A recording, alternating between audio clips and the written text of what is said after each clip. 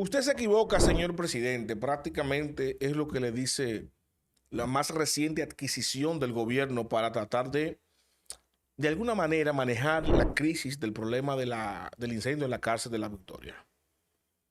Y le hace una corrección. Estoy hablando de Roberto Santana, quien habría renunciado en el 2022 de su posición como asesor del Poder Ejecutivo en materia penitenciaria, producto de varias situaciones que les voy a compartir, no necesariamente en este corte, sino en el próximo, pero le voy a dar los detalles de por qué y por quién renunció Roberto Santana del Poder Ejecutivo. Pero ahora lo que me llama la atención es que inmediatamente Roberto asume su posición nueva vez en el gobierno, ¿no? A petición del presidente, producto del incendio.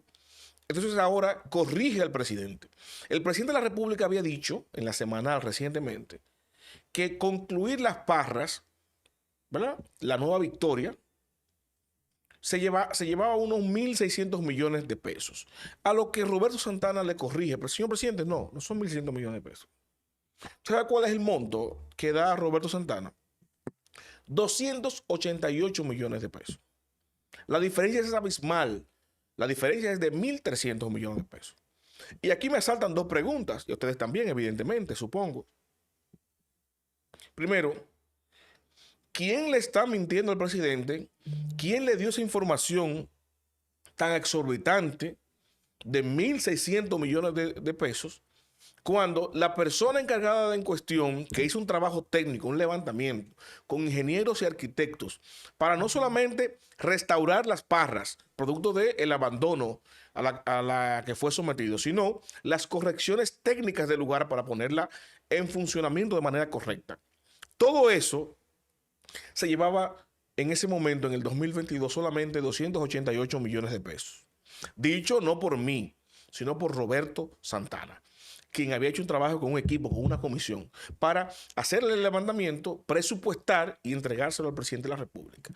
Ahora bien, en ese momento, en el 2022, yo le voy a explicar a ustedes lo que conllevaba eso, ¿verdad? Y las situaciones que dieron el indicio a que Roberto saliera del gobierno y lo que devino lastimosamente en una advertencia que ya Roberto Santana había dado al presidente. En el 2022, Roberto Santana le entregó el presupuesto al presidente de que las correcciones y la readaptación, ¿no? El remozamiento de las Parras para ponerle en funcionamiento, costaba 288 millones de pesos. ¿Pero qué significaba eso?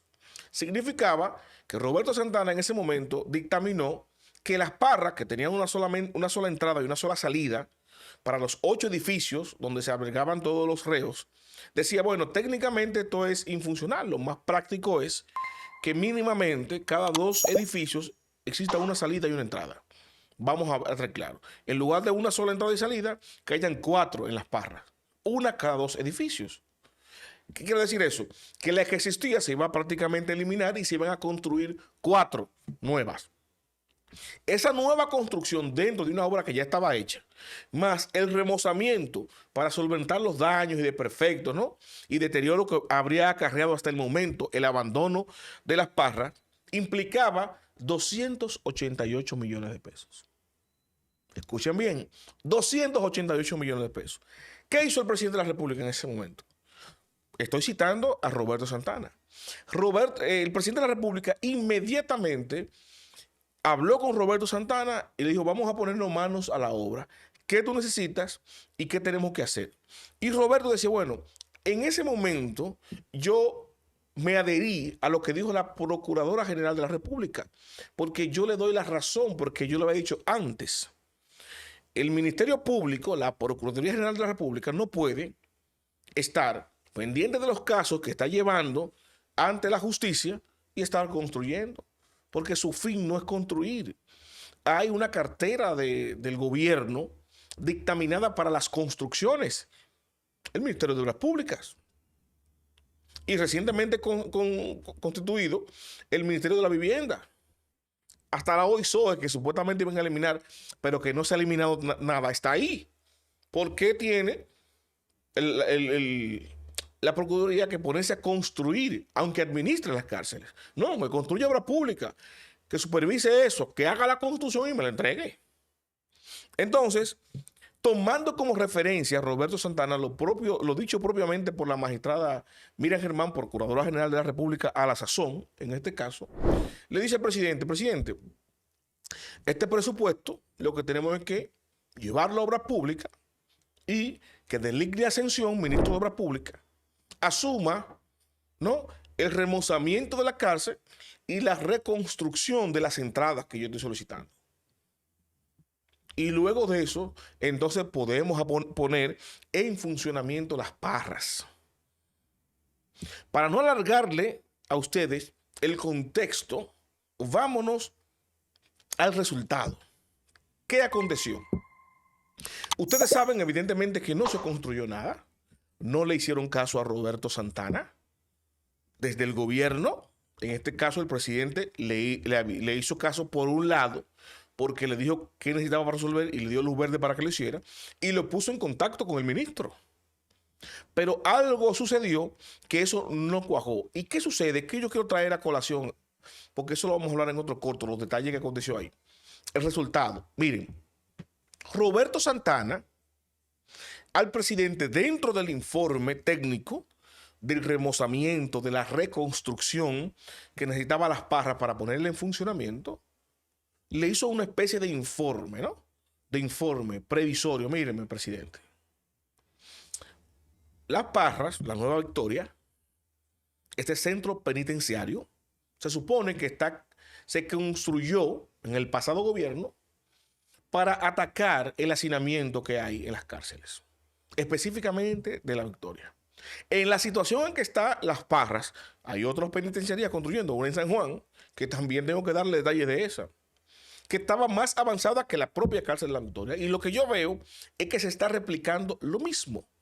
Un abandono de una obra prácticamente terminada, que puede venir en otro problema. Ya no es el tema de que esta obra esté abandonada y que costó dinero y que se está deteriorando y eso le cuesta más dinero, y que el remozamiento para corregir lo que se dañó por desuso, que ya es una irresponsabilidad de por sí, por una decisión eminentemente política, porque él lo denunció también, Roberto Santana, que es una decisión política de funcionarios del Ministerio Público, ¿verdad? Independientemente de eso, ¿qué es lo que a mí me preocupa? ¿Qué es lo que yo me temo, señor presidente? Yo como asesor del Poder Ejecutivo en materia penitenciaria, lo que me preocupa es el resultado final. Al final, sí, las parras no se restauran y se ponen en funcionamiento. Sí, no se corría a nivel técnico.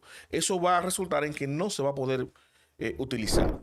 Y si no se utiliza, que evidentemente es la intención de la Procuraduría, no de la Procuradora, sino de funcionarios de la Procuraduría, dicho por Roberto Santana, eso va a repercutir en que el hacinamiento que ya existe en la Victoria va a traer resultados contraproducentes.